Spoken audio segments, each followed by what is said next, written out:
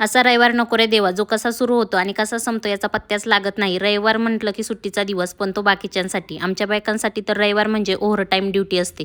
रात्री Vim gel संपलं म्हणून भांडी धुवून तशीच ठेवली होती. सकाळी दुकानात जाऊन पहिल्यांदा विम जेल आणलं आणि सगळ्यात आधी तर भांडी घासली, नंतर चहा ठेवला, कारण आज होती एकादशीचा उपवास.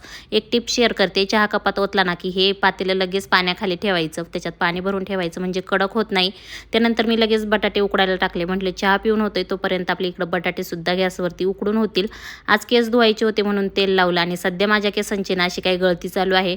नंतर तव्यावर शेंगा भाजायला टाकल्या. आज उपवास म्हटल्यावर काय वेगवेगळं खायलाच पाहिजे. माझं आवरतपर्यंत आमचे बाल कामगार झाडांना पाणी देत होते. पण आता ह्या पाणी देण्यावरून ह्या बापलेकांचं गोड भांडण चालू होतं. एवढंच टाक तेवढंच टाक आणि बाहेर ऊन पडलंय, पण थोड्या वेळाने ना पाऊस हजेरी लावणार हे 100%. ते तुम्ही पुढे पाहाच. तोपर्यंत मी इकडे खिचडी करून घेतली. रोज 10 पर्यंत आवरणारे कामं ना रविवारच्या दिवशी दिवसभर चालतात.